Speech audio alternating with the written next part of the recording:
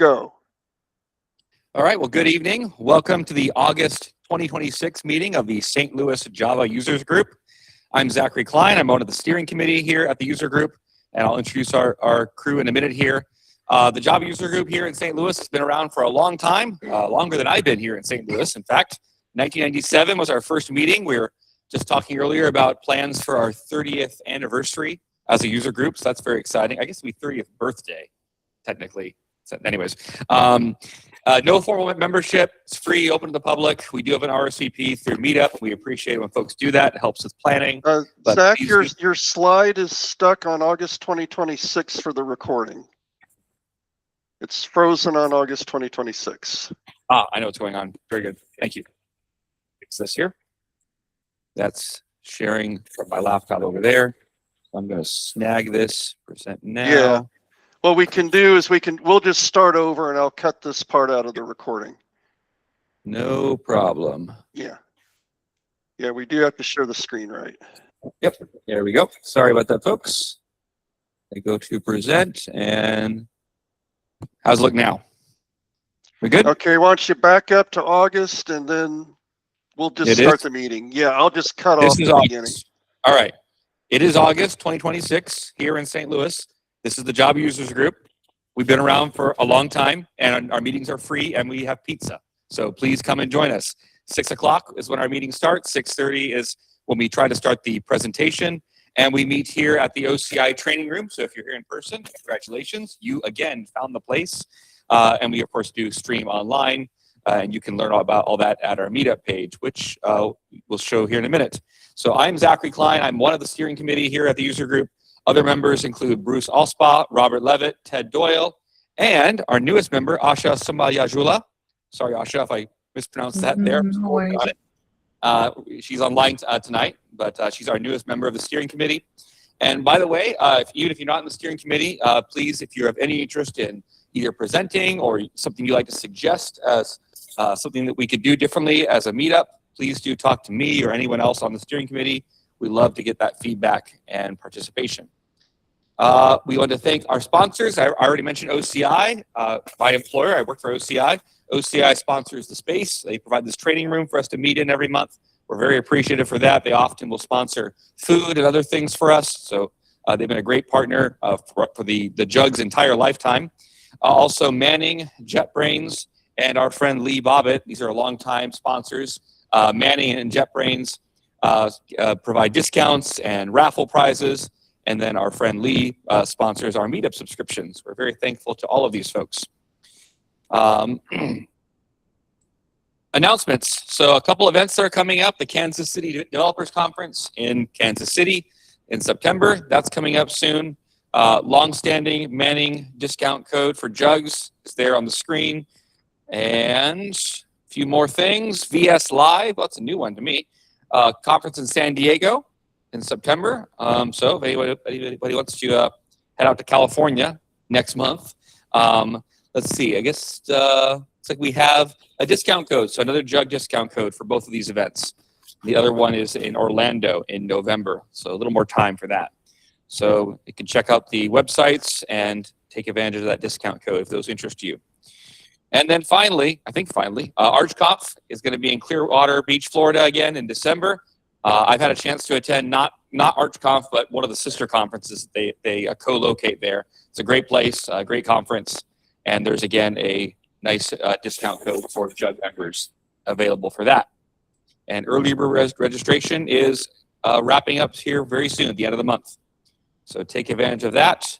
So tonight's sponsor is Triumph Interactive, and I actually grabbed, online can't really see this, but there's flyers over at the pizza counter there and business cards. And we should also clarify that Triumph Interactive is also our speaker, James Fredley. So thank you very much to James for sponsoring the food tonight and for coming out to give us the presentation. So we're very, very grateful for that. And presentation schedule. So we've actually got the next 3 months lined up, which is awesome. So we've got presentations from Michael Carducci next month in September, Deshaun Carter in October, and Eric DeAndre from IBM in November. And then December, we typically do not meet. So this is the full lineup for the remainder of the year for our user group here. So again, check out our meetup.com page for updates and to RSVP to any of those events. There's the meetup link there, meetup.com/gatewayjug, and then presentations are recorded, and you can get them at the YouTube channel listed there. That's Bruce's personal email channel, and all of our presentations are recorded and uploaded to that channel. And then please, if you are interested in either giving a presentation, sponsoring, or if you know someone you'd like to recommend for either as a speaker or for a sponsor, please do get in touch with us. And that is the email address for the, like I said, use laser pointer, for the steering committee. So please reach out to us there if you have any feedback or any things you'd like to suggest to us. And with that, I'm going to turn it over to our speaker. Tonight's presentation, Full Stack Simplicity Meets Agentic AI, an introduction to Apache Grails 8. And for those of you who don't know, Grails is a framework, which you'll learn all about tonight, but it has a connection here at OCI. It was a very important part of my career as I got into the Java development space. So I'm very excited for tonight's presentation. And James, if you're ready, I'll turn it over to you. I'm ready. All right, thank you. All right, thank you. All right. Let's see how many technical difficulties we can have as we switch. All right, I'm stop sharing this.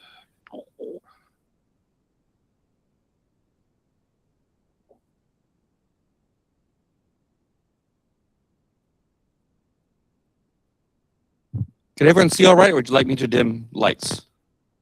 How does it look on Meetup? Am I sharing the right thing on Meetup? You're sharing the August 2026 St. Louis Java Users Group slide number 1. Share. So I shared that tab. Thanks, Jeff. Okay, cool. So, I'm actually wondering about this light. Oh.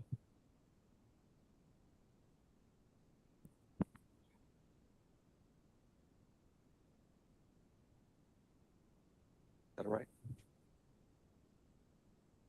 Yeah, entire screen is usually safe. That's click on it.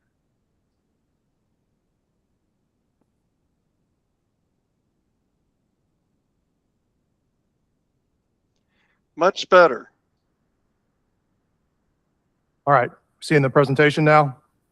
No, you had it and then it went back. Okay. All right. Third time's usually the charm, right? Yeah.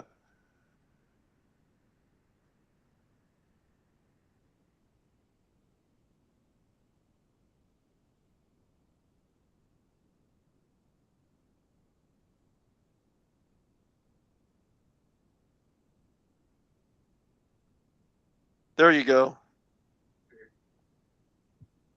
All right, good to go? Much better. Okay, you're good. All right, fantastic. Can you hear me all right? All right, Yes, good deal. I hear you. All right. So appreciate the opportunity to come out to OCI and give an update on Apache Grails.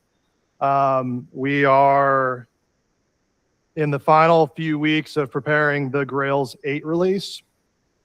And so my name is James Fredley. I am a long-term open source user.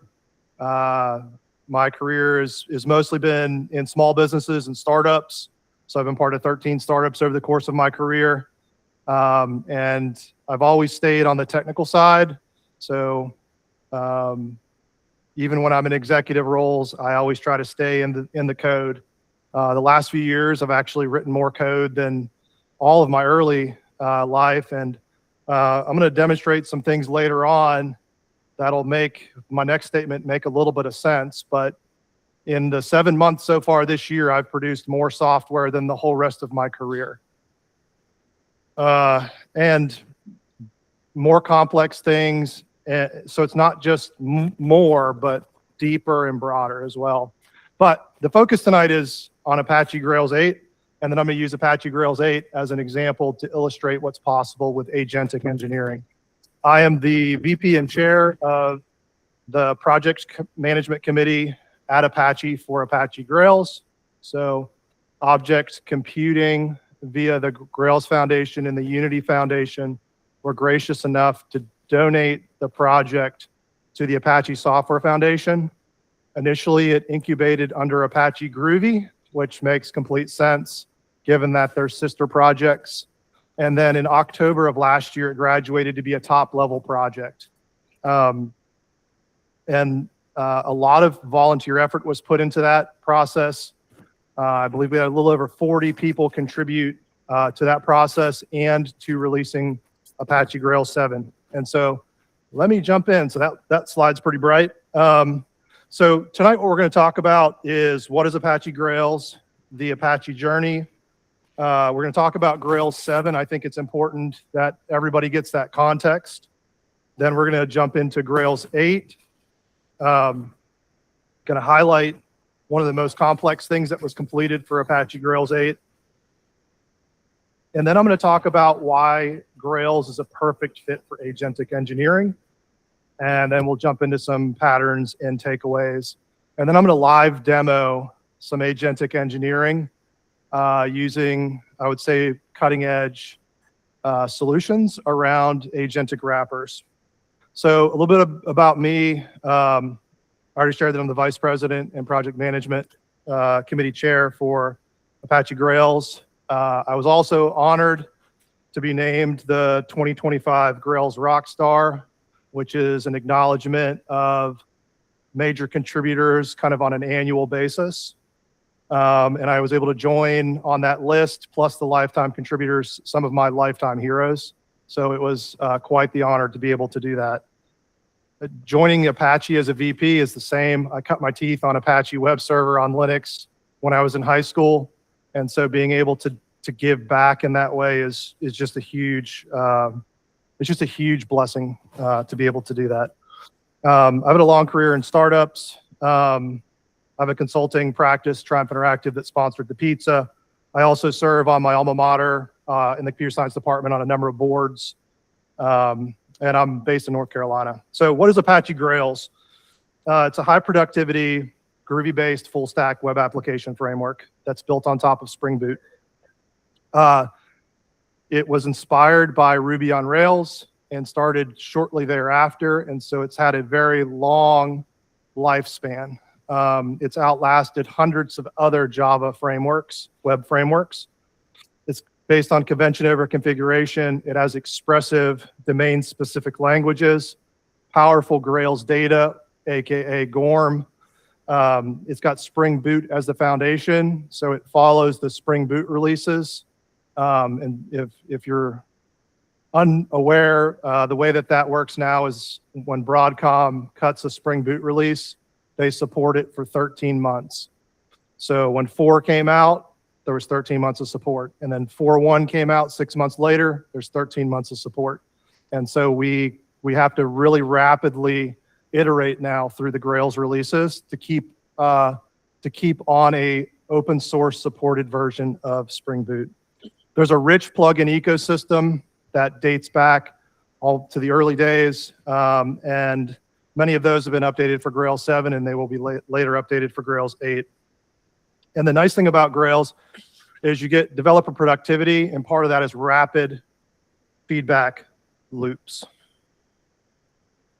Zach, how's my my video? Can you see me all right when I'm standing here? Your video looks just fine online. All right, fantastic. All right, so the Apache journey. And actually this is the whole project history. So going back all the way to 2005, the project started, and then the startup G21 was created. Then Spring Source stewardship, and then object computing stewardship, which was there's kind of two periods there. There's the object computing part, and then there's the foundation part, which were all under object computing stewardship. And then in January of 2025, the project entered incubation at the Apache Software Foundation. And then in September of 2025, the board voted to make it a top-level project. So it graduated from being a sub-project of Apache Groovy up to being a top-level project. All right, Grails 7. So I I had my AI agent do a lot of churning here.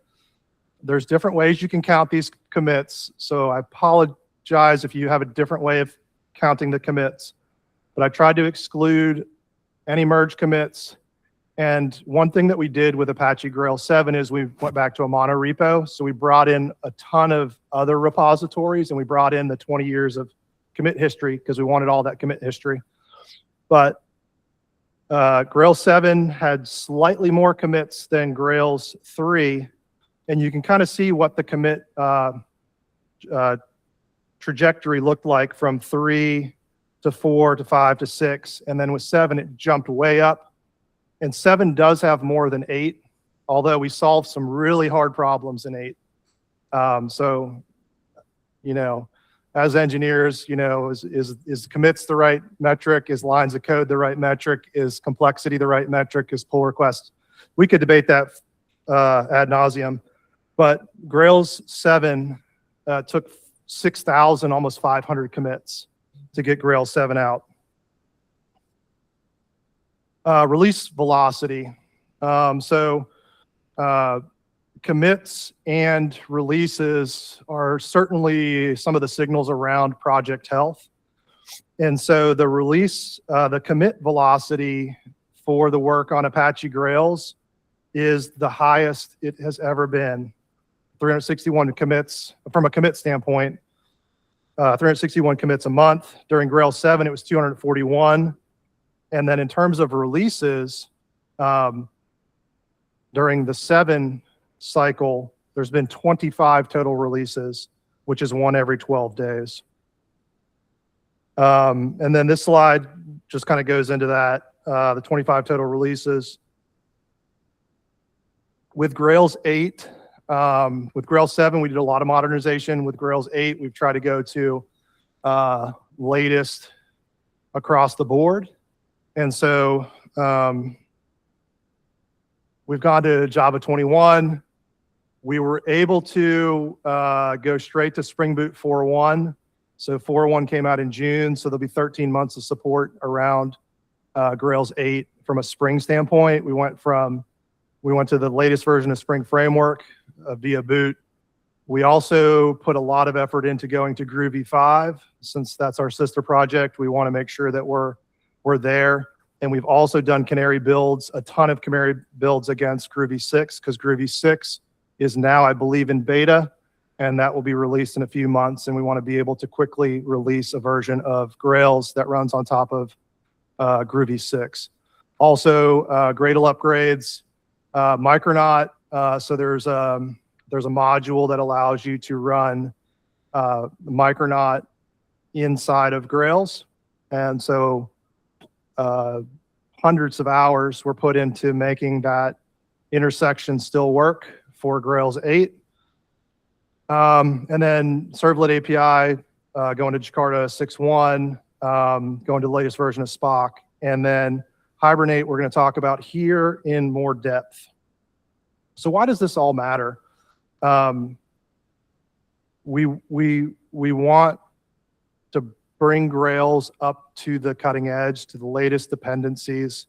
With a lot of open source projects, the only place that you have CVE support is on the latest or the last few LTSs, and we wanted to make sure that that's where we were. So the Hibernate challenge. So Grails has a technology, Grails Object Relational Mapping, GORM, or we're now calling it more Grails data, because some of the ORMs aren't relational. And so a long time back, the creator of Grails, Graham, identified an issue with Hibernate 6, and that was documented in 2017. In 2018, there was actually a JIRA ticket opened on the Hibernate JIRA. And then fast forward, it was a reason that we were kind of stuck on Hibernate 5. In Grails 7 rather, we were able to cheat it because Hibernate, to our benefit, released a version of Hibernate 5 that was using Jakarta instead of JavaX, and we were able to use that and release Grails 7 still on Hibernate 5. But tremendous effort over a year period of time, I believe, was put into updating Grails data GORM to be able to support originally Hibernate 6, and then quickly Hibernate 7 came out, and Hibernate stopped supporting the 6 line, and we ultimately will release on Hibernate 7.4.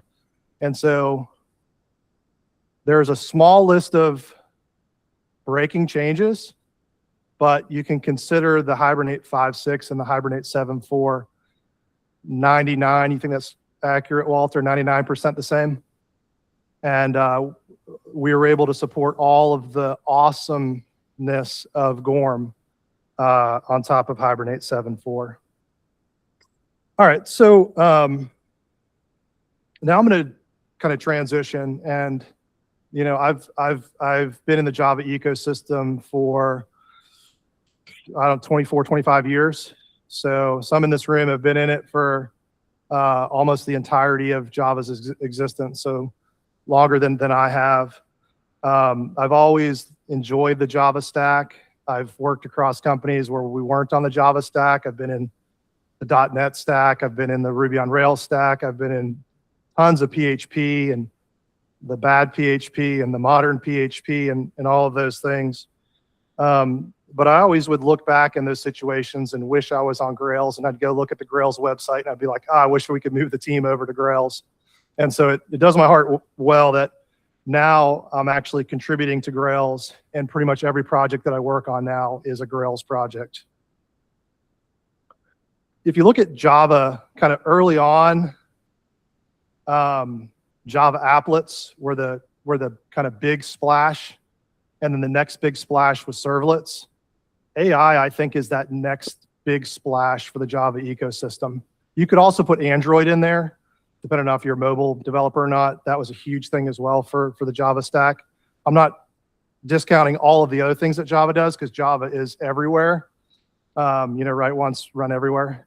But I think AI is actually going to be much larger than server-side has been for Java over the last 30 years, 25 years. Now I'm going to make a case for why Grails is a multiplier for AI agents. So Grails has always been focused on developer productivity. It's the goal is that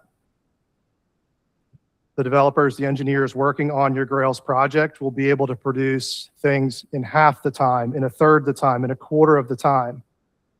Those advantages that make it more efficient and more productive for the software engineer also help the agent when the agent is assisting you in writing software.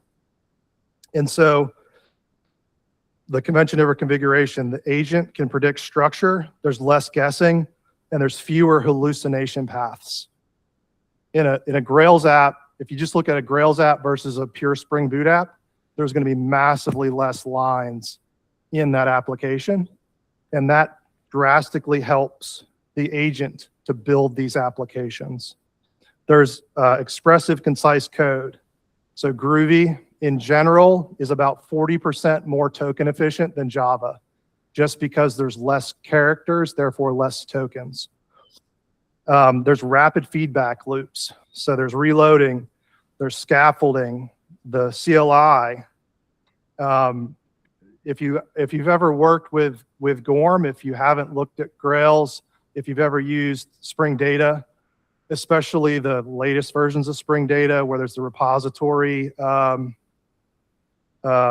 mechanism, and there's the dynamic finders that you define in that, it looks like that. But Grails has had that for coming on 20 years.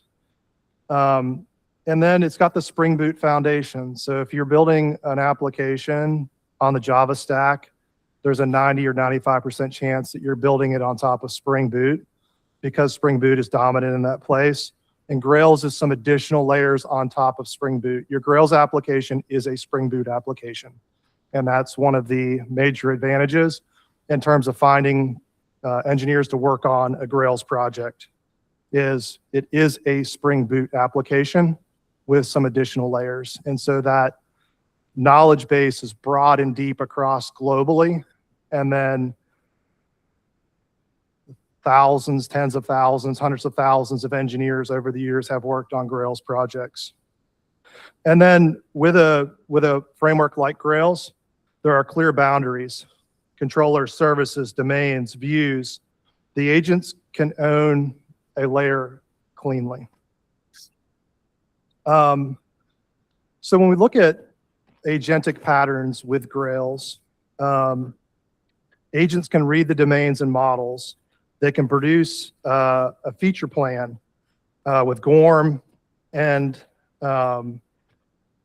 they can analyze those things quickly because there's fewer lines for them to read and there's fewer lines for them to write.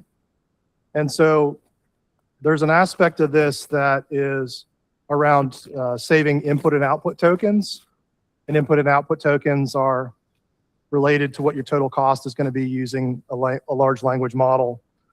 But the fact that it's able to describe things more concisely also helps to boost the ability for these agents to write applications in languages like Groovy and in frameworks like Grails.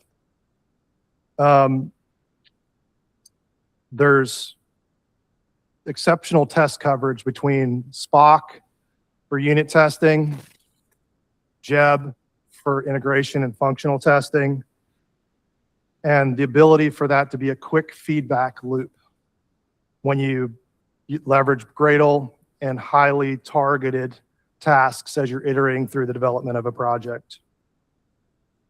All right, so let's talk about one thing that there's a number of us online that have been trying to establish a distinction between vibe coding and agentic engineering. And those of us that are really trying to put in place that distinction between the two, qualify it this way. Vibe coding is anyone without an engineering background, and agentic engineering is anyone with an engineering background. That's the way that I look at it, and a lot of people that are trying to establish those two terms or phrases as separate phrases are trying to present that.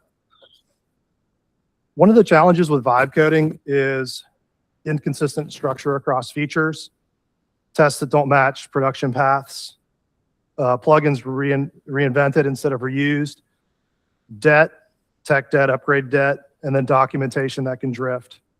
The advantage that Grails has with agents, even if it's vibe coded, whether it's vibe coded or agentically engineered, is the convention constraints the agent's productivity.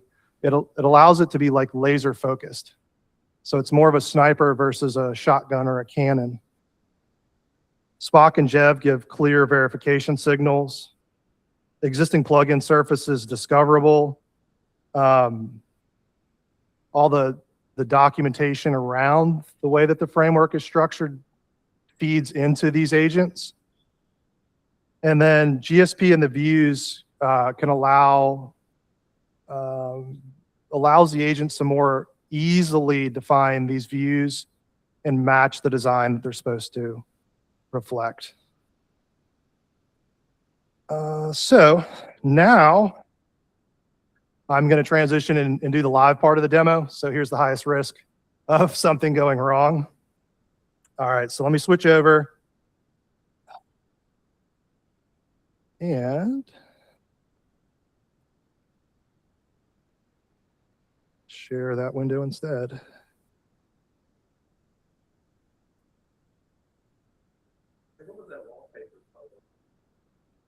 It was whatever Microsoft Windows 11 wanted to have on there today. So I do not know. I do not know what it was. All right, so let me present.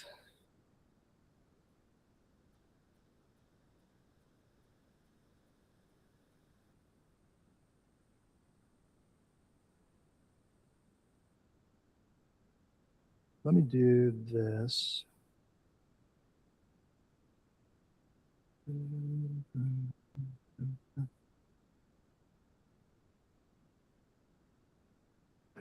Looks good. All right, and sorry that I'm not in dark mode. One of the things that has frustrated me the last few years is everything went dark mode. And then when they went dark mode, they didn't keep a light mode because between 25 and 50% of us actually can't see dark mode. And I'm one of those individuals. If it's a really bad dark mode, it'll actually hurt my eyes. And so I'm sorry I'm blowing everybody out with the light mode, but I do actually use light mode all the time. All right, so you can see my terminal just fine. Okay. I'm also Yes, one of them. we can see your terminal online. That's fine. All right, fantastic. I'm also one of those individuals that's pretty OS agnostic, so I'm running it on Windows now. I pretty much run Windows and Linux constantly, and I'll use Mac when I need to use Mac. So this is in PowerShell. That's not going to be Bash. Sorry for Bash purists. Okay, so what I wanted to demonstrate is what is possible with a very strong agentic harness. I'm going to be using OpenCode, which is a fully open source agentic harness. I'm going to be using the CLI. I've preferred to use the CLI. This CLI is a terminal user interface, or a TUI. And the advantages that I see there is if you run it in a terminal, it's able to call anything that you would be able to do from a terminal. So it's able to automate all of your Git gymnastics. It's able to call anything that you have installed that's a command line. And it pretty much gives it the ability to do anything that you would be able to do from a command line. So it pretty much unlocks a broad window of potential. All right, so I'm also a slow typer, so it's ironic.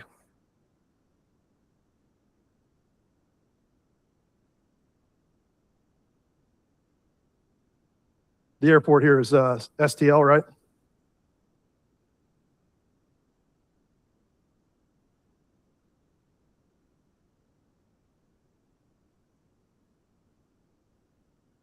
All right, so I'm going to fire up OpenCode.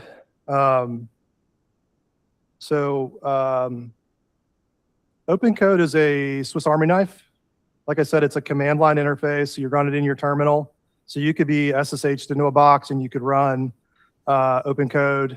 You could use all of these kind of newfangled solutions that kind of replicate what we used to do when we SSH'd into a box. But it's really, really nice from that perspective. It's a terminal user interface, so it's not a GUI, but it's closer to a GUI than normal command line terminal interface would be. It allows you to connect to basically any model, whether it is cloud hosted or whether it is running locally. So on the Java side, we have Spring AI, and we also have LangChain for J, and those provide abstractions that will allow you to connect to basically any of the major models. And they also have bindings because say like GPT-5.6 is hosted on OpenAI, but it's also hosted on AWS Bedrock. They'll have bindings that will allow you to talk to them on the different hosting providers for those models. So if you look at the interface here, I have the word agent gets used for a lot of different levels within these agentic harnesses. So technically the agent that I'm using right now is Sisyphus, which is a Greek god, I believe. And then I'm using Claude Opus 5. I'm actually going to switch models here in a second. And I'm using a variant of that, which is high. I'm in a brand new empty directory. You saw me make that directory. So I am going to switch models. Pretty much everything in this is slash commands. So you just start slash commanding and then you get a decent interface. So I am going to use Grok 4.6. So this came out yesterday. I like it a lot. I think it's on par with Opus 5 if you've used any of these models. One thing that I would encourage you to do is to try the absolute frontier models so that you'll understand how good they are. And then if you want to use the open weight models or try to run something locally, you'll have a good understanding of what the absolute best looks like, and then how much less capable other solutions are that might cost less money. Okay, so I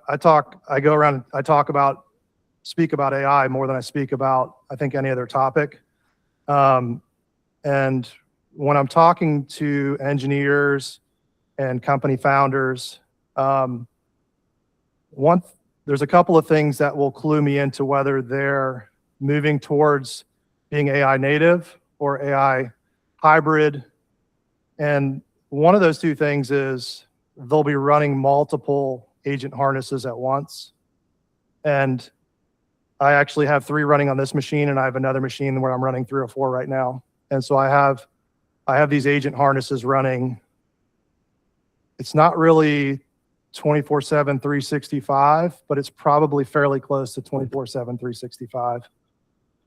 Working on multiple projects at the same time. And the other thing that will clue me into whether they've seen kind of what's possible is they'll talk to their agent. And the reason that talking is beneficial is because you can speak faster than you can type. Most people can speak 3 to 10 times faster than they type. I'm a slow typist, so mine probably towards the 10x side of that. And if you talk to your AI, you're going to be more expressive because the cadence of your speech is faster than the cadence of your typing, if that makes any sense. All right, so like I said, I am going to talk to my AI. So let's see if this is working. Okay, so it looks like it's working. All right, so we're gonna make this really hard. All right, so I want you to go to start.grails.org. I want you to generate a Grails 8 M5 application. And then I want you to proceed from that starter application to build a lightweight Twitter or X clone.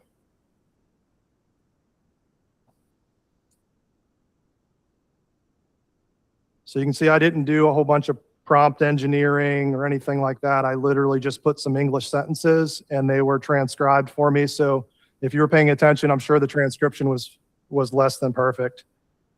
But let's see what this is doing. So if we look at what's happening, it's literally going to go out to the Grails application generator. Spring has one of these. Micronaut has one as well. The Grails one is actually based on the Micronaut one, and it actually is a Micronaut application. So it's going to go out. It's verified that Grails 8 M5, which is the latest milestone, exists. It's going to go through and it's going to reverse engineer how the application generator works so that it can send the request over and get the zip file. It's checking what version of Java exists locally. The way I have this set up, it's an agentic swarm or an agent swarm. So Grok 4.6 is the orchestrator, and then it's going to automatically create and call subagents. And so the librarian task and the explore task are calling they're different system prompts, and those system prompts define an agent, and those system prompts are mapped to other models. So I don't know exactly in this case, but librarian is probably OpenAI's GPT-5.6. It might be Sol or it might be Terra, and it's mapped to a specific variant or thinking level. And then Explore's mapped to some other one. I use the Claude models, mostly Opus there, but a little bit of Fable. the OpenAI, all the GPT-5.6 models, and the Grok, which is SpaceX models, all at the same time. Okay, so continuing on, it's figured out that Java 21 was installed locally. It went out and it grabbed, or tried to grab, this application. It figured out that it was an SPA. Like I made it really hard for it to do this. It figured out that it needed to go to latest.grails.org, and then it figured out what the call looked like. It was cranking while I was sitting there running my mouth, and it did a lot of work on my behalf behind the scenes. So I'm going to cruise through this really quickly. Figured out that as a version dropdown.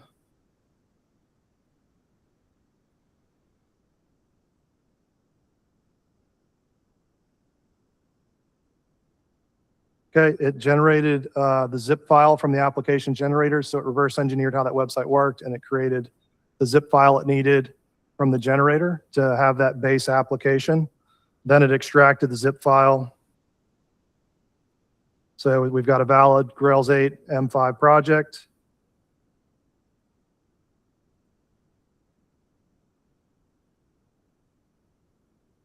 And then now it's starting to look at what's in that project and become familiar with the code base.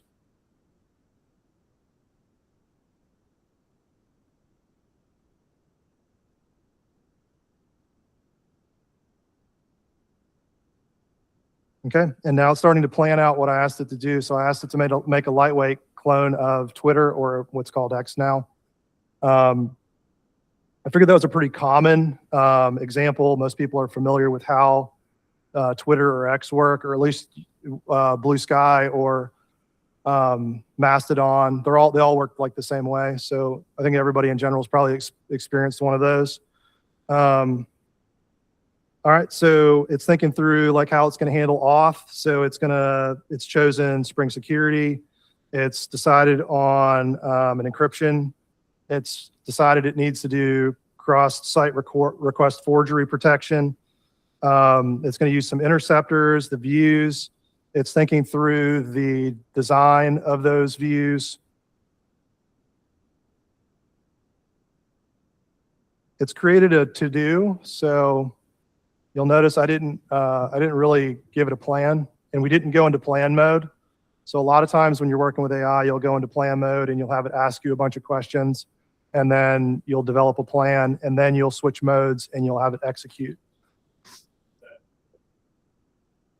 It is somewhat a feature of OpenCode and somewhat a feature of these large language models that have been built for agentic engineering.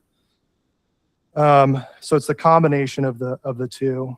I will tell you, if you just use these models directly, and even if you, like, let's say we used Opus 5 in Claude Code, it's not as good as it is in OpenCode. The Claude Code CLI, for whatever reason, holds it back. Whereas if you use it in other harnesses, especially OpenCode, but there's even ones that perform even better than OpenCode with Opus.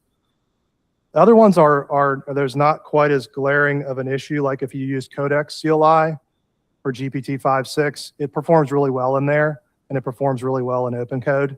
Grok has Grok Build as their CLI. Grok Build CLI works really, really great, probably equivalent to using it here in OpenCode. All right. Questions while it's chugging away here. I'm curious. So how do the harnesses? I assume the harnesses are kind of a lightweight front for interacting with the machine. I don't think you're saying the harness for itself actually affects how well the model. It does 100%. So Can you repeat the question for the people online? Yes, I will. Sorry about that. We do have that mic, right, Zach? Yeah. You want to ask your question again in the mic, or you want me to repeat it? All right. Can you hear? Okay. Okay. So my question was in relation to the harness. So I assumed, I've used OpenCode, I've used Claude. I assumed that the harness was just essentially a user interface, some lightweight wrapper. It sounds like what you're saying is that your choice of harness actually affects the performance of the model. I'm curious how that works. Yeah, so the harness does a number of things that make a huge difference. So number one within the harness is the system prompt. And the system prompt is just like a text file, a markdown file. And the difference in system prompt, so the system prompt, you'll do your prompt. The system prompt also gets injected. You just don't see it usually. Sometimes you see it in open code and it'll be really long, but it tells the model what to do. I'm also running a plugin called Oh My Open Agent, and that's where the Sisyphus comes from. And Sisyphus is a specially developed system prompt that tells it how to manage the process. And that's where part of the to-do stuff comes from, and part of the way that it was able to do kind of the things that it's done here. I knew this would be a little shocking if you haven't seen this, but I just want to make sure everyone's kind of aware this is a thing that's possible today. All the Greek heroes, I guess. Greek gods. There's Hephaestus. Do they give you the extended capability of? Can you hand that microphone over? Oh, yep, sorry. So there is. So the comment I was making and asking was that the Greek gods in open code extend open code to give it more capabilities. Is that something that only open code does because it's open source and it's a pluggable like VS Code versus Claude Code that is closed source? Yeah. So Claude Code, in fact, is closed source. Grok build is open source, and I believe Codex is closed source. There are plugins like, and they're almost always called OMI. So there's OMI Claude Code. There's OMI Codex. OMI Codex is actually the same developer as OMI Open Code. And basically where my understanding is how these came into existence is there's a bunch of individuals that participated in these competitions to push the models to the absolute limit. And the techniques that they established have been basically baked into these plugins on your behalf. And so this is a set of the agents. These first four come from Oh My Open Agent, and they are Greek god based. All right, I'm going to cruise through here because I'm getting way behind what the agent's been able to do. All right, so it's written a design markdown file. And so it's come up with how it wants to approach design. And on its own, it decided that it didn't want to infringe on the bird or the X. All right, so we're gonna keep kind of cruising through here. I mean, it's developed, it's come up with quite a bit on its own. And your question, you might be thinking in your head like, wow, this is great, but like it's doing a whole bunch of stuff that I didn't want it to do. Yes, because I gave it very little detail, but if you wanted it to do something very specific, you would have just told it to do something very specific. And the other thing that's really, I find very beneficial with agentic engineering is it's very iterative. So even if it goes really, really far in a direction, you just go in and you reprompt it and say, hey, you're 80% there, but change X, Y, and Z, and it'll change X, Y, and Z for you. All right, so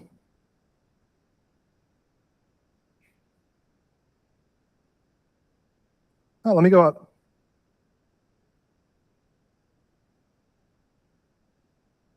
Yeah, so it was trying to use OpenAI GPT-5.3 Codex Spark, and I've used my entire quota there, and then it fell back to another model, and it automatically did that. So it's got a lot of, I would say, redundancy and fallback behavior built into it.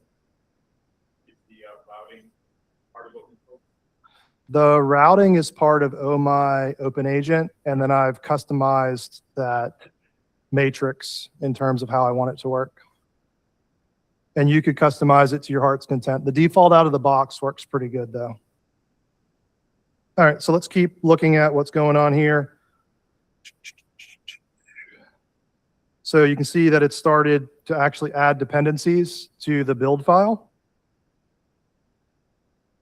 And actually we've caught up. So here is where it is at. So let me open it up for questions while we watch it work live. So do we have any additional questions?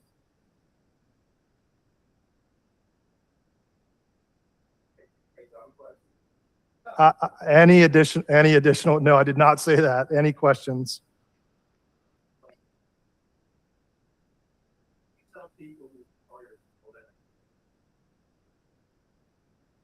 Can we pass the microphone? Sorry, I just want to make sure the people online can hear what your question is.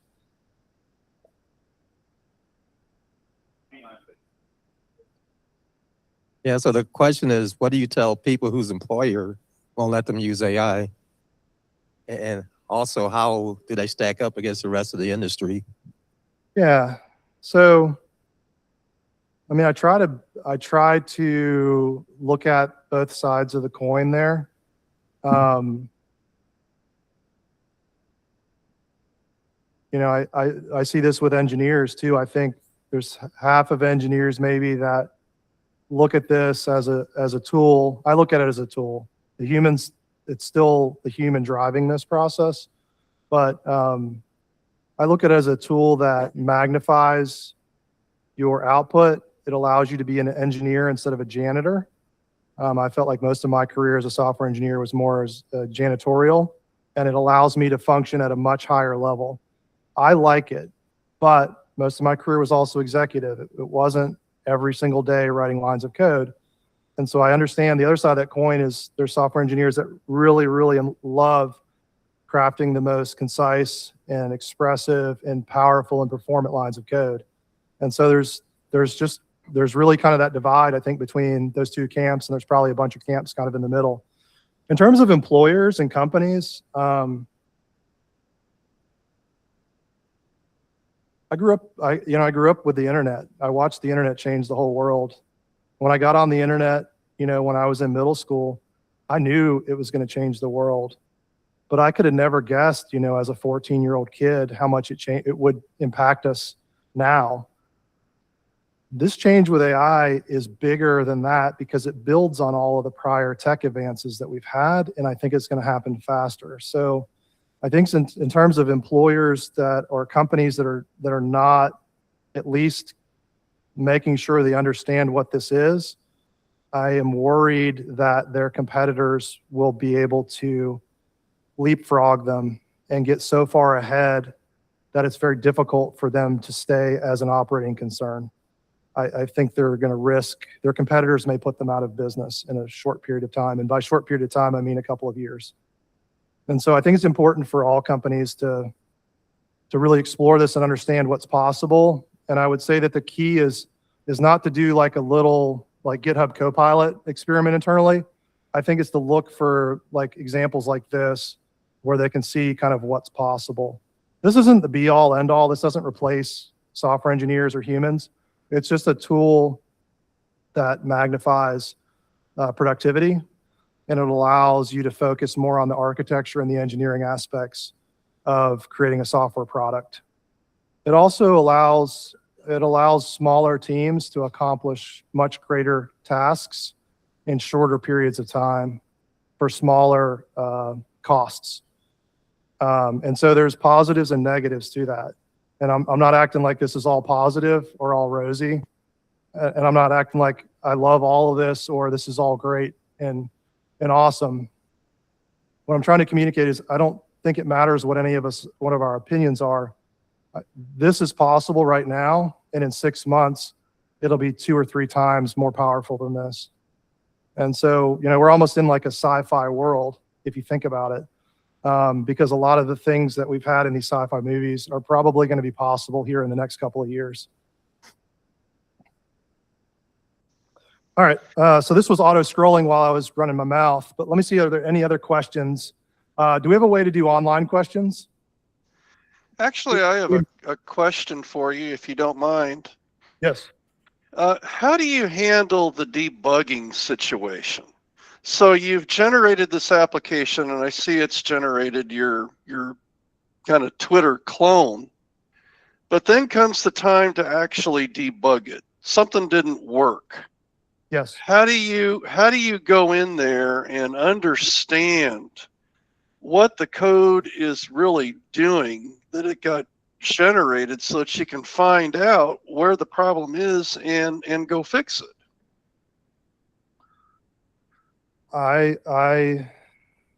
So over the last year, but mostly this year, maybe starting in December of last year, I've kind of retrained my brain that whenever I have a problem, I ask one of these models first what the options are to solve that problem.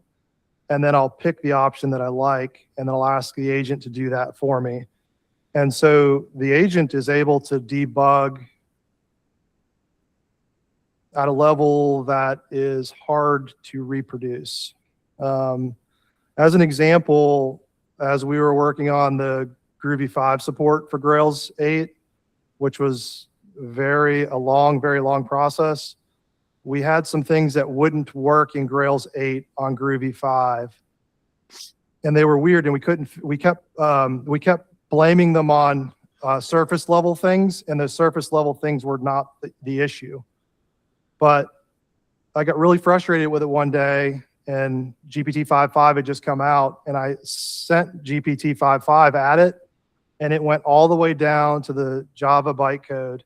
And it was if you've ever dug deep into how that all works, there's fast paths and slow paths, and it was literally that the code in the slow path was wrong, but the fast path was right.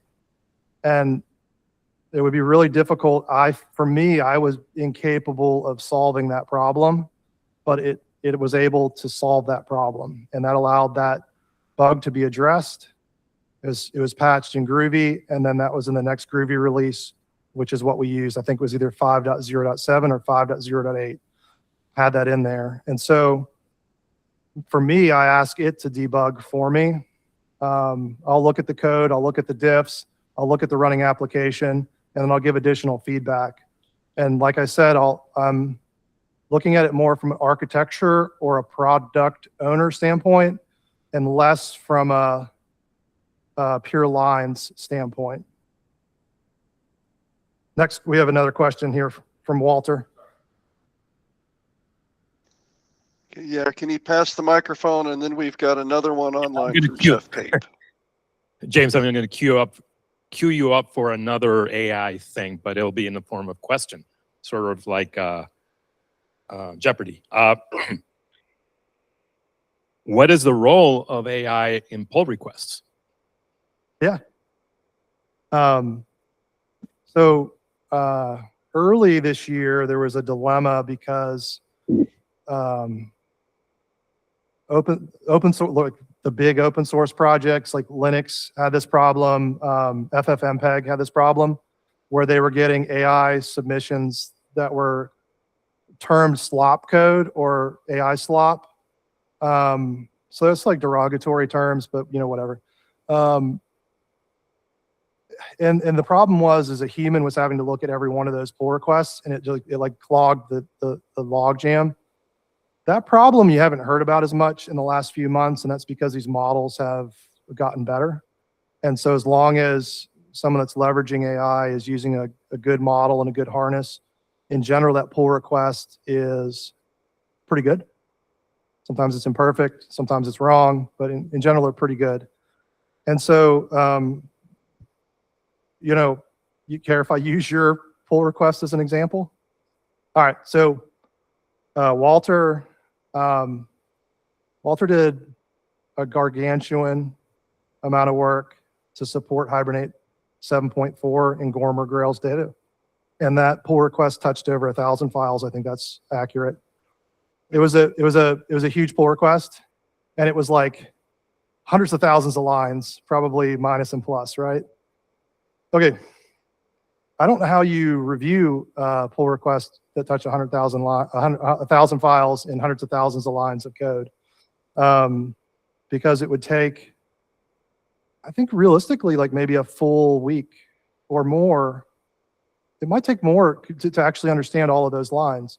And the challenge that I had when I was asked to review it is I don't understand what some of those are doing. because it's very complicated. Whereas Walter did because he spent so long working on it.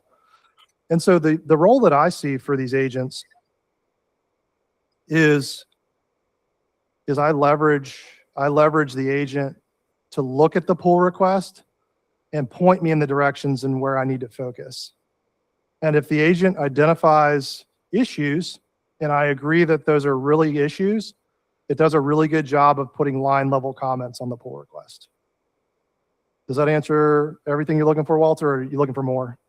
Well, and then there's the fact that the agents themselves, and this is something that GitHub has, they've got different levels of Copilot and what's the other name? CodeBot? What's in we're using in our project? The Copilot, Code, something like that. There's like, we have two Bitto, agents. and Copilot. So we use review. it also for contrarian. So one of the strategies that I use is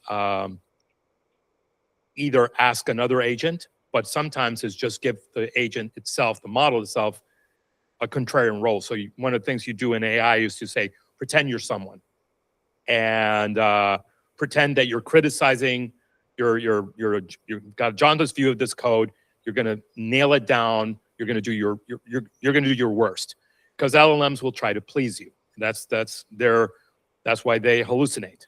Correct. But if you tell them not to do that, that is something that we had this one separate rewrite that was really tough, and I think we went back and forth between agents maybe a month for it to be nailed down. But it was touching so many files, and it's a good process. The software engineering part never goes away. If you want to write crap, you'll get crap. There's no question about it. But if you're trying to do a good job, it's much easier to do a lot more. Anyway, I'm sorry, I'm having your thunder. Yeah, absolutely. So one of the things that I did earlier this year, maybe 3 or 4 months ago, that was a game changer for me was I put in place a Git hook that forces my agent to cross-check all of its commits before it commits. So if Opus 5 writes the code, it's forced to use Codex or GPT-5.6 and Codex code review to code review that set of changes before it's allowed to commit it. And so the fact that it's double reviewed ups the quality and the mergeability substantially. And so the number one advantage of using something like OpenCode is that you can use multiple state-of-the-art model families at the same time. And so the whole time this has been going, it's been using 3 model families, and it's been using multiple models within those model families. And so when one writes code and another one checks it, just like when I write some code and then I ask Jeff to review it, or Jeff writes some code and then he asks me to review it, the outcome of that review process is a superior product than if one of us just wrote it and merged it. And the same thing is true for models. In the end, though, a human does need to look at the pull request, and I think this is the heart of what Walter was saying. It's hard. It's hard because I've created a ridiculous number of pull requests this year, and I created too many pull requests. And but I do think the agents help you to do those reviews, and I do think, in my experience, I think if you leverage the agent and the agentic harness and the pull request review, I think the overall quality of that pull request review can be higher, and you can definitely review more, and you can review larger ones. All right, I think we got an online question, correct? Yes, from Jeff. Can you estimate the AI cost of what you showed tonight? I've heard companies/providers switching from subscription to pay per token. Correct. So don't pay per token unless you work for a Fortune 500 company. Tokens are 20 times more expensive than subscriptions. So as long as you can use a subscription, you should use the subscription. The token pricing, I think, is just imaginary, to be perfectly honest. Just to put into perspective, I pay OpenAI $200 a month.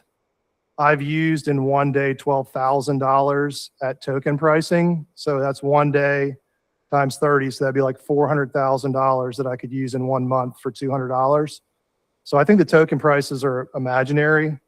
But if you go to token pricing, you're going to pay 20 times for that token versus subscription pricing.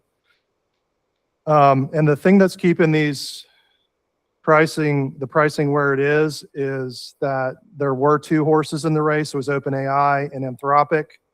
And now SpaceX is quickly caught up. Meta released a model a couple of weeks ago that's pretty competitive. And Google Gemini is going to catch up very quickly now that Sergey has come out of retirement to focus on Gemini. And so if there's 5 competitors in there, that's going to keep pricing fairly competitive. In addition to that, there are open weight models. Most of the good open weight models are coming out of labs in China. And once those open weight models are released, the weights are released, anyone can host those on their GPUs.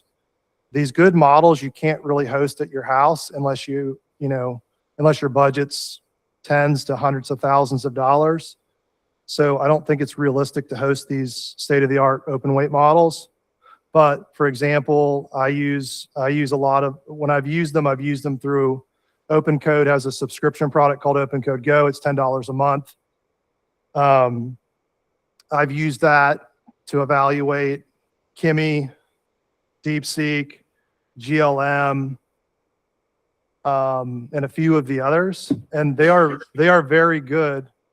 But since they were built using distillation mostly, they're surface level good. They're not broad and deep good, like the full models that they were distilled based on. And so, this is what I do. I'm not saying you should do this or you must do this. I just wanted to show you kind of what is possible. While I've been talking, it's been churning away here. It's not only writing code, but you saw it running all the Gradle tasks. It's actually running the application. And then in Grails, we have JEB. And so it's probably built some JEB tests, and it's actually looking at the application in the browser while we're kind of sitting here. And it's telling me there's an application. All right, so we've got... I don't know if you addressed the first part of the question. Can you estimate the AI cost of what you showed this evening? It looks like it's $9.05. Okay, thank you. Yep. So not a catastrophic amount of money. If it was on API tokens, you could multiply that probably times 20, which would still not be a catastrophic amount of money. All right. Let's see what we got. All right. Can we see that online? All right. So it decided to call it Relay. I did not name it. Obviously, you would want to name it, but I just wanted to show what it would do kind of on its own.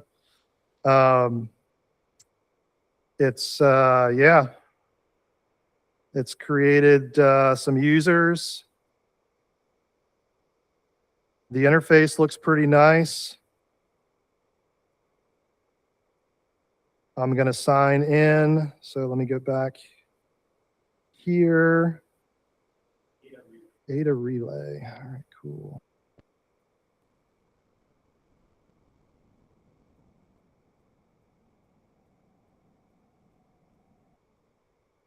No thanks. No thanks.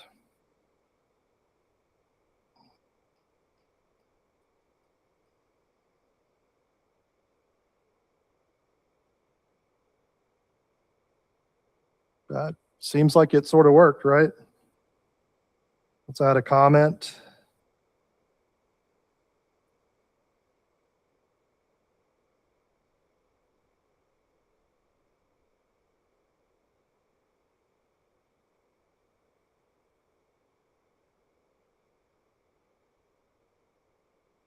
So it's created profile pages. It's sort of doing this like Twitter does it, but I wanted to be able to click this post and then see them, see the comment, the reply posted below it, but it's not doing that yet. So it didn't decide to do that. So that would be an iteration kind of on top. Let's go back and instead of kind of manually going through, let's have it explain the application architecture, okay? Explain the application architecture that you've created for this application.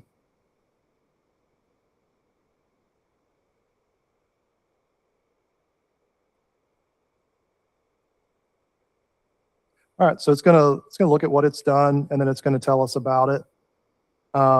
We could go look at the files, but I will tell you that it is quite a bit quicker to ask it to help you. Okay, so the shape, the browser, it's using. So Jeff, this is a question for you: is it Grails server pages or is it Groovy server pages? All right. And then in Grails, there's URL mapping. So if you've used any of the web application frameworks, you're probably familiar with URL mapping. There's a session interceptor. There's a auth required interceptor. Then there's a controller. It wrote services. So it followed best practice patterns by putting that business logic in the services. And then it made a domain. It started with the starter, and then the layers. It's basically telling us about its URL mapping, telling us about the interceptor that it wrote, the controllers that it wrote, the services that it wrote, telling us about how it handled password encryption.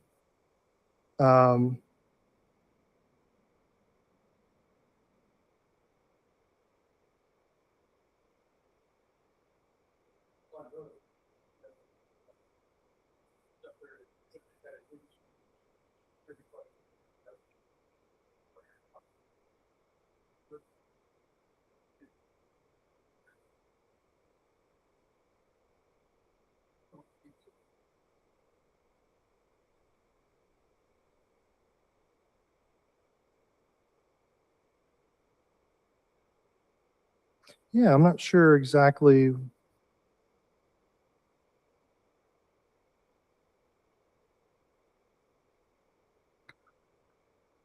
One thing that it took me a while to really retrain my brain on is like, we're engineers, so we see a nail and we're going to hammer it. And so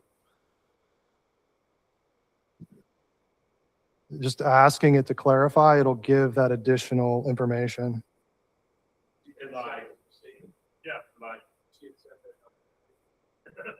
Yeah, yep. Yeah, so there's a hallucination that occurred there. So correct first, Spring Security is on the Forge list. I overstated that earlier. But one of the challenges is that to get some of this discipline, you have to have files. Yeah, can you pass that microphone over? I keep forgetting. I'm sorry for you. What I was going to say, one of the reasons and it will still do it, but much less. You give it an instruction file, and we have it in our Grails project. Mm-hmm. Agents.md. Agents.md. It's a, let me see if I can say it. It's a convention standard, not a actual technical standard. And basically every rule that you want for the project to be there for that agent has to be starting in one file. You can do other files pointing from that file. But if you wanted to say, ground everything that you do on something and trace it back to truth, and you have to point to the truths themselves because it cannot, then you can do that. So do you want to talk about the skill files that you were using, that you were using in the project, because they showed up on the on the terminal once Yes. when we're starting. Yep. So skill files are just text files, and they define a process or a set of knowledge, a set of facts. And they can be pulled into the context, and they will help the agent, the model, and the harness to do a thing better. It's basically like back in the day when we would read a book, like a programming book. It's kind of like that, but it's more concise, and it just helps the model do a thing in a structured manner, and it increases the probability, because these are non-deterministic. So like if we did this again, the outcome would be different. Maybe it would have found the Spring security option and used it instead of writing its own. But one thing I want to mention here is it's done a couple of days worth of work for us. Did it get it perfect? No. And I'm glad it didn't, because it shows the importance of the engineer orchestrating above the agent harness. But what you would do is you would go in and look at what it's done and then give it feedback and have it iterate and iterate and iterate until that project is good enough for the requirements that you have. It'll also do a good job of helping you to define those requirements up front if you don't have a predefined scope for your project. If you do have a defined scope for it, you would feed it in from the get-go, and then it would operate within those guardrails. So is our hard stop 8 o'clock? No, you can keep going. Okay. All right. I do have a couple of slides. I'm going to jump back to the slides at the end just as a wrap up, but I just want to be respectful of everyone's time. So There is another question, I think, on the Q&A from Jeff Pape. And I think Ted has a question too. Ted, do you want to do those? What I did is I asked, Jeff gave some statistics about the share of GPT, Gemini, Claude, and Perplexity and Grok. And I was wondering if there's a question in there, or you're just posting it for information. So GPT approximately 52.7% to 58.3%, Gemini 9.9 to 19.3, and it's just for information. And then Claude is 13.4, Perplexity 5.86, and Grok 3.4. Yeah, so there's a couple of things to keep in mind when you're looking at models. So there's a bunch of sets of benchmarks, and when I was growing up, there was another young man that was in the same grade as I was, and he was in another school in Wake County, North Carolina, and his name was Anand Lashimpi, and he created AnandTech, which was the #1 hardware review website in the world. And one of the issues early on with PC hardware was that the benchmarks would get gamed. And so especially like with video games or with CPU benchmarks, the benchmarks results would get gamed and they were worthless. And one of the things that Anand did to fix that was purified those benchmarks. One of the things that you'll see with AI models is, especially some of these older AI benchmarks, they're completely worthless because the models have been trained on how to score a high score. To illustrate this, about 2 weeks ago, OpenAI was training a model on cyber capabilities, and they had it in a sandbox with no internet. Okay, this is a super capable cyber model. It was able to string together multiple 0 days, escape the sandbox, find internet connectivity, go over to Hugging Face, which is the #1 AI website in the world, string together multiple 0 days, hack into Hugging Face, and find the answers to the test, and then use those answers to the test to score higher on the evaluation. Okay, so we're gonna have some cool movies. Like, it needs to write Mission Impossible 8, because those other Mission Impossibles, the plot was not technically accurate. But that's kind of where we're at with these. So when you're looking at benchmarks, this is going to change, but the current ones that I like to look at are deep SWE. Cursor bench is really good. Cursor was just purchased by SpaceX. That it's going to close in the next few days.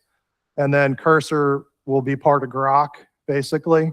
And Cursor's already part of Grok because they've been coexisting for a number of months as SpaceX went public.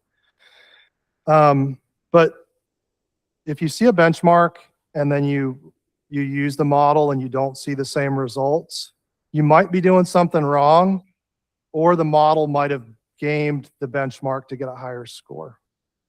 How do I pick what models to use? There was trial and error. Initially, I used a whole lot of models, and then I realized that many of them, there was a small subset of them that were much better than the other ones, and by much better, I mean 10 or 100 times better. And those are, for me, that was really the Claude models, so mostly Opus. So Opus, like the 4 models, and now Opus is at 5. And then the GPT models caught up pretty quickly. And then now the SpaceX models, the Grok models have caught up to those as well. And then the open weight models, it seems like every week there's another open weight model from China that comes out that leapfrogs all the other ones. So I think right now the big one is, like 2 weeks ago, it was Kimi K3. And then this week and maybe last week, it was DeepSeek V4 Flash. And now, I think today or yesterday, DeepSeek V4 Pro, a new build of that came out.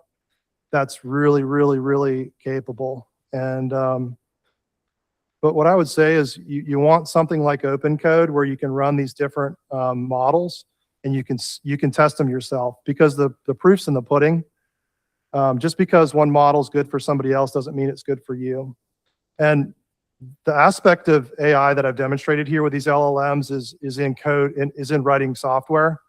There's so many different aspects of AI. I've really illustrated and focused on that one in terms of generation of software. All right, do we have any other questions? All right, let's get that microphone if we can. Thank you, Walter.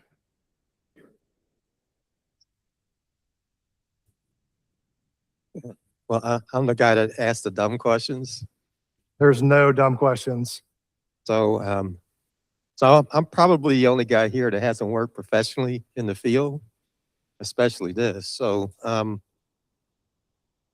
so in your intro, you mentioned some terms like you mentioned the number of commits between releases, and then you mentioned release velocity and release cadence. Yes. Those might be the same, but so between 2 versions, you had like a few releases or commits rather, and then you had a small number of commits.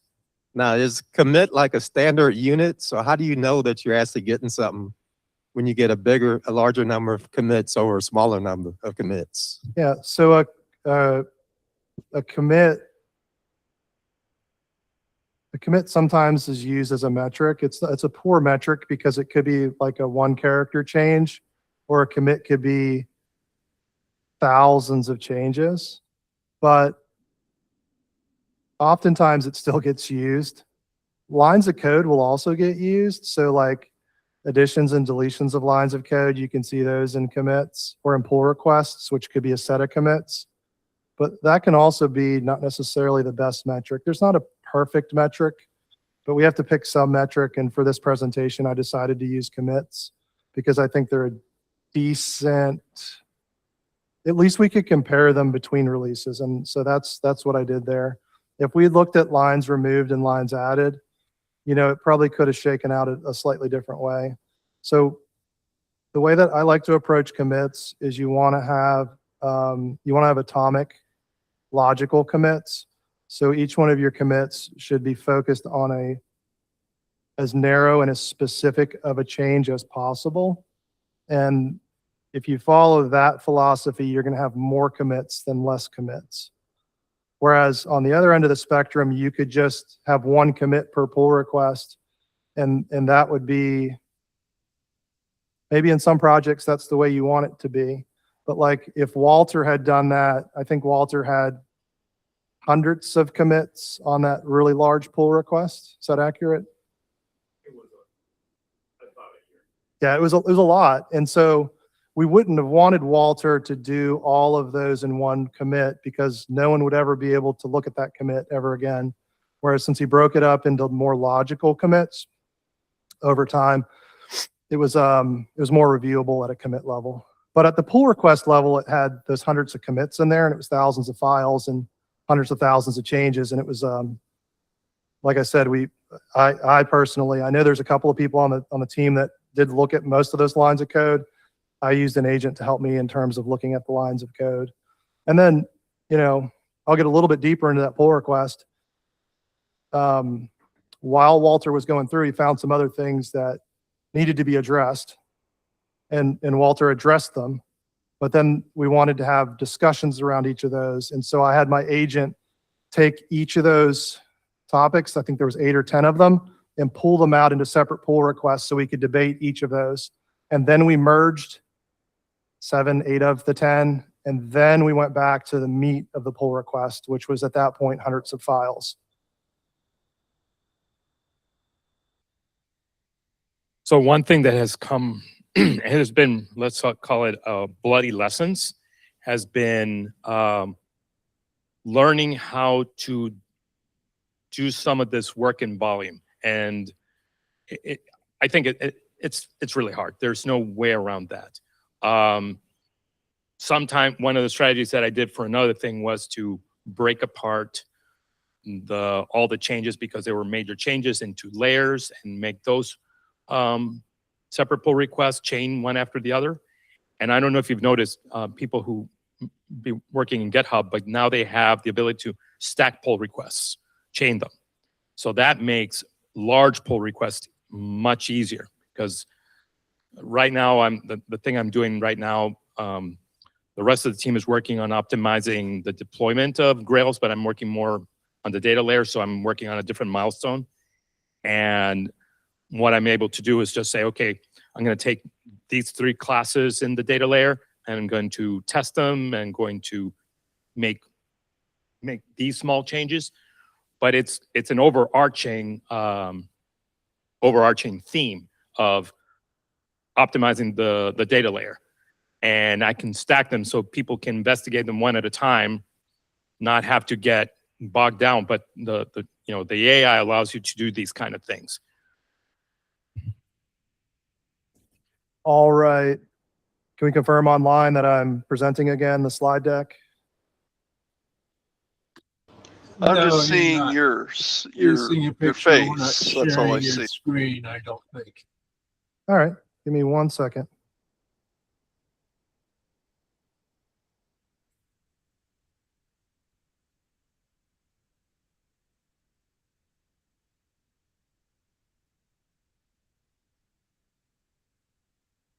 That's good, thank you. All right. So I know we're a little bit over time, and I want to jump back to these key takeaways. So number 1, Grails has had a couple of bumpy periods, but Grails is very much alive and accelerating. Now it has the fastest release velocity in project history. Grails 8 is a platform upgrade. I've covered kind of all of those upgrades. Additionally, hard problems are being closed. We closed the Hibernate 7 challenge. That was the hardest, but we also closed many, many other hard problems in Grails 8. The simplicity multiplies agents. So I know we glossed over what that agentic harness open code was doing, and it built a whole application. And you might say, well, that was a joke of an application. And, you know, to some extent, you're probably right. But if we iterated on that for a couple of hours, we'd have something that was really workable. And part of the reason it was able to do that so quickly is because the Grails framework is so concise in the way that you express every concept within the the application. And the advantages of Groovy and then of the Grails framework allow that agent to produce the application with the Grails stack with far less tokens of output, which means far fewer lines of code. And then quality still wins. So you use that agent to raise the floor, not to lower the ceiling on your craftsmanship. So basically the agent helps you to more quickly get closer to the finish line, but it is still up to you as the engineer to make sure that you dial this in to an exceptional product that is ready for production. So some resources to get involved. We're always looking for contributors. The easiest way to contribute is just to fork the repository. We'd love to see additional contributors on Grails 7. I think we had over 40 contributors, including multiple students. So I mentored a number of students and got them through their first pull request on an open source project. One of those that actually contributed towards Grails 8 had that pull request come up in her interview process, and the interviewer was familiar with Grails, and she got that job. And that really, really was full circle and made me very, very happy. She was also the first bachelor's in software engineering graduate at the University of North Carolina at Wilmington.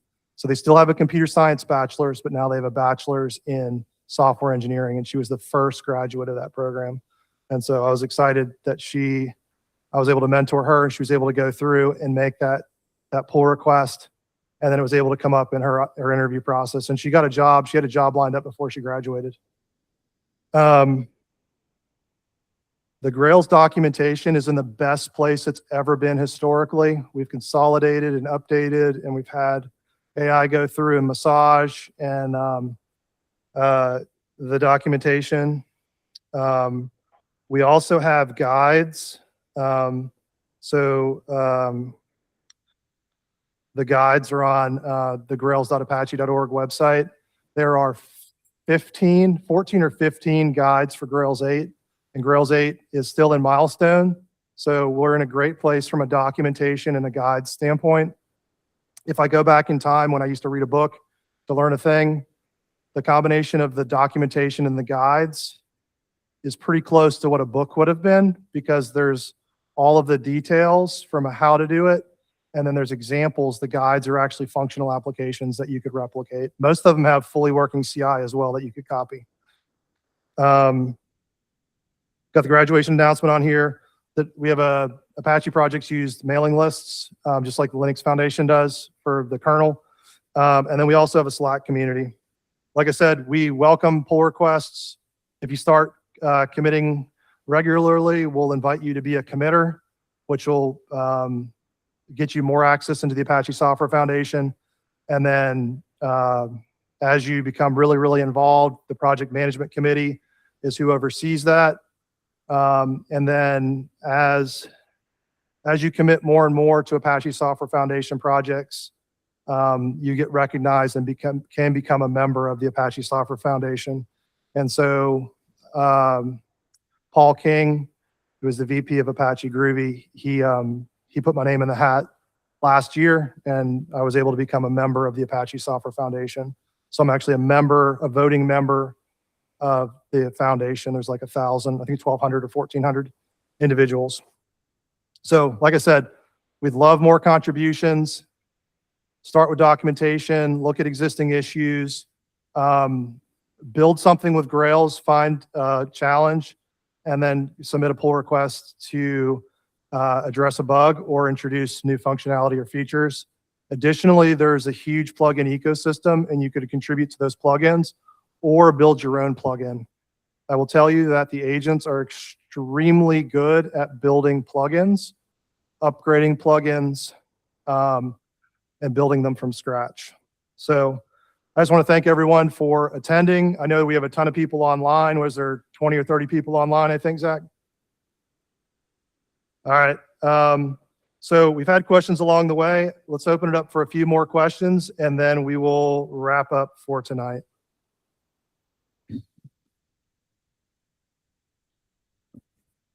All right. So last call for questions online or in the room. Jeff, would you mind hitting the lights? Thank you, sir. I don't see any more online. So if there's nothing okay. else in the room, okay. So just on the open code harness you're using, does this have a solution for me for like in-editor code assist? Like Gemini won't let me use it in NeoVim, and it's falling behind anyway. What can I do to get like inline suggestions at like a reasonable?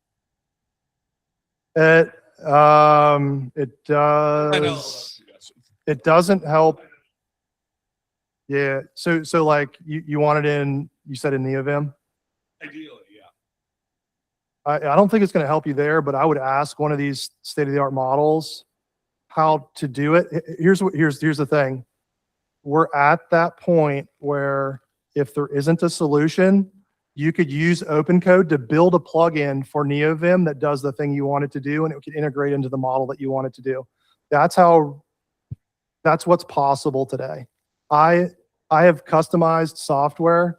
Like I said, I can't, dark mode hurts my eyes if it's really jarring.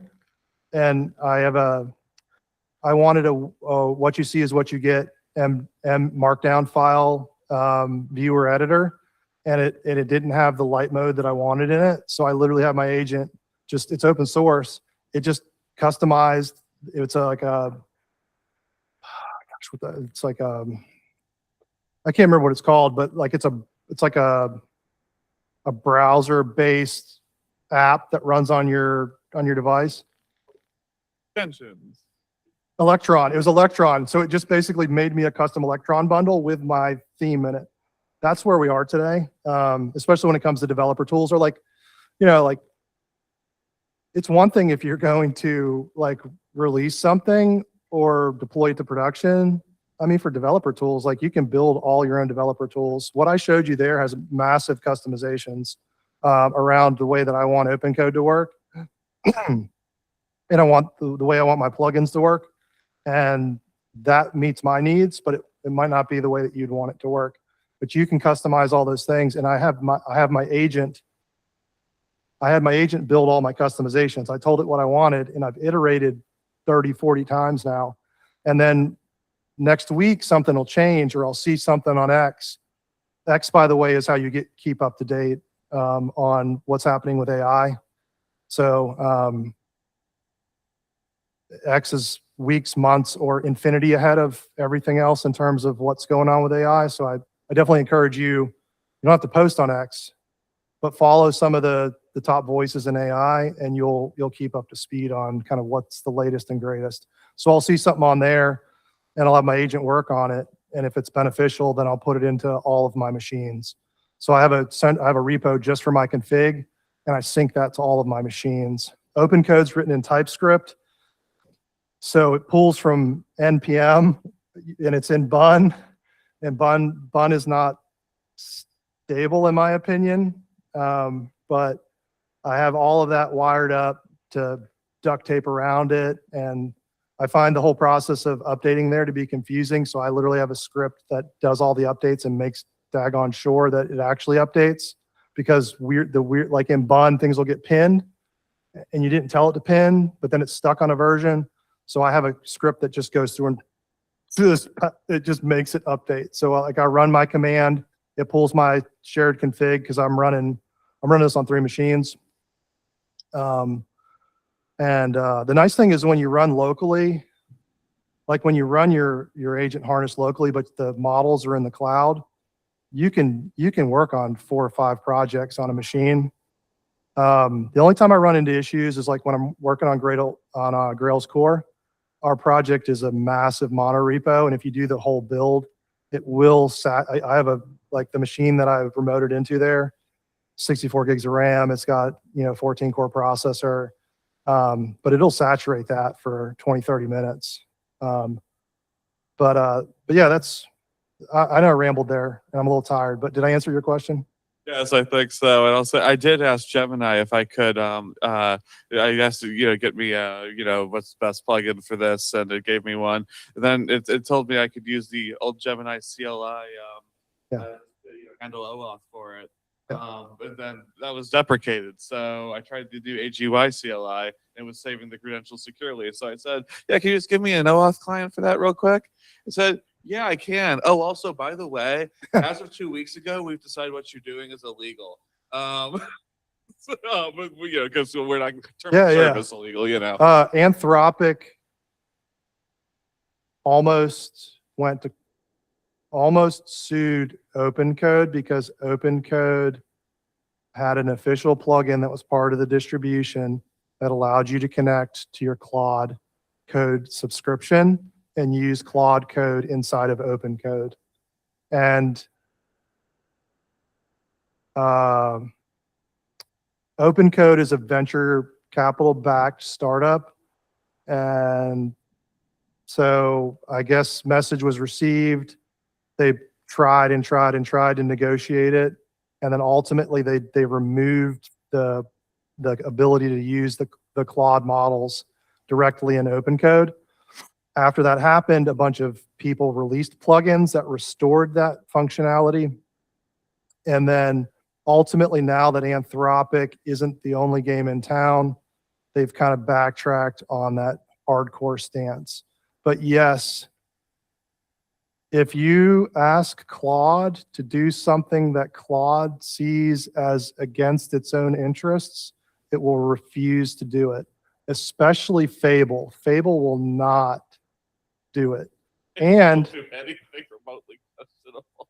And say you wrote something with you had Opus 5 write something, and you ask GPT 5.6 to review it, and you tell it that Opus wrote it, it's going to have a slightly negative opinion of it because Opus wrote it. But if you have Opus review what GPT 5.6 wrote, it's going to have a very negative opinion of it irregardless. It's just something that's programmed kind of into the models in terms of how they look at each other.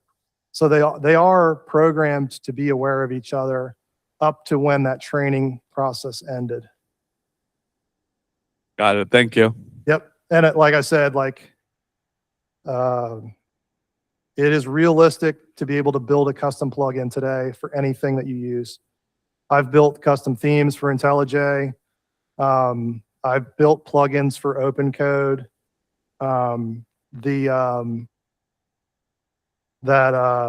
It's called like text edit or something, the WYSIWYG MD editor, markdown editor that I use. Like it was in TypeScript. I don't know how to write TypeScript, but I submitted a pull request to add the theme import feature to that and pushed it up. I don't know if you heard it, James, earlier when you said that you spent in this first half of this year, you'd written more software than you have the rest of your life. I don't know if you heard it, but when you said that, there was an audible gasp from someone. Yes. And I think that you might be able to get another one if you follow that up by saying how much time you spent in IntelliJ. Because I know the answer. I haven't opened IntelliJ in months. During the time you're producing like at 100x of what you were before, you're not using the most productive Java development tool, right?